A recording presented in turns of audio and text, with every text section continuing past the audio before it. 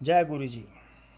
भक्त और भगवान का संबंध। एक बार की बात है, एक संत जगन्नाथपुरी से मथुरा की ओर जा रहे थे।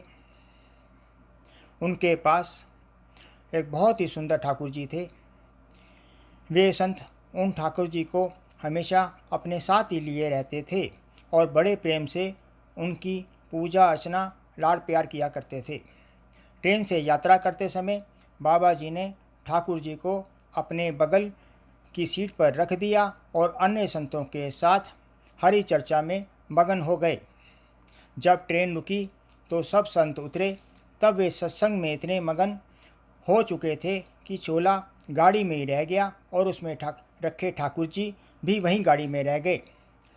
सत संग की मस्ती में भावों में ऐसा बहे कि ठाकुर जी को अपने साथ लाना ही भूल गए। बहुत देर के बाद संत जी के आश्रम पर जब सब संत पहुँचे और भोजन प्रसाद पाने का समय आया तो उन संत प्रेमी संत ने अपने ठाकुर जी को खोजा और देखा कि हमारे ठाकुर जी तो है ही नहीं। संत बहुत व्याकुल हो गए, बहुत खोजा, फिर रोने लगे, परंतु ठाकुर जी नहीं मिले।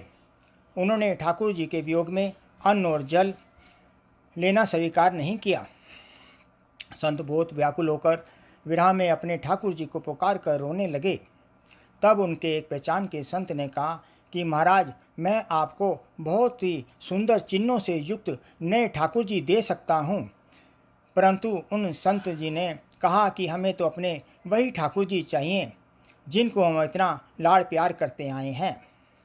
तभी एक संत ने पूछा कि आपने उन्हें कहाँ रखा था? मुझे तो लगता है कि वो गाड़ी में ही छूट गए। एक संत बोले कि अब कई घंटे बीत चुके हैं, गाड़ी में से किसी ने निकाल लिए होंगे और या फिर गाड़ी भी बहुत आगे निकल चुकी होगी। इस पर वे संत बोले कि मैं उन स्टेशन मास्टर से वहीं पर जाके बात करना चाहता हूँ। सब संत उन महात्मा जी को लेकर के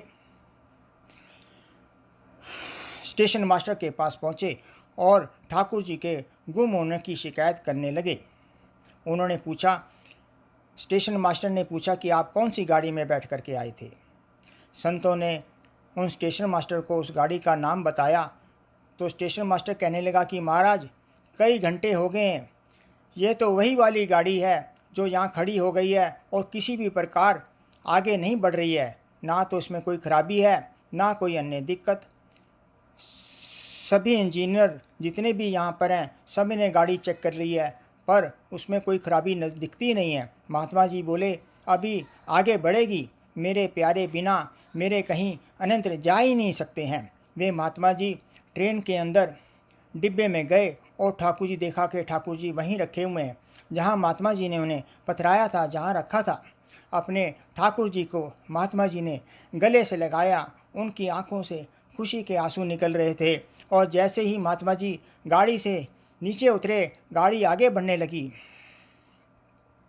ट्रेन का चालक, स्टेशन मास्टर, सभी इंजीनियर आश्चर्य में पड़ गए कि देखो क्या लीला है। बाद में उन्होंने ये सारी बात सुनी तो वे गदगद हो गए। उसके बाद वहाँ पर उपस्थित जितने भी लोग थे उन्होंने अपना जीवन संत सेवा, भागवत सेवा में लगा दिया।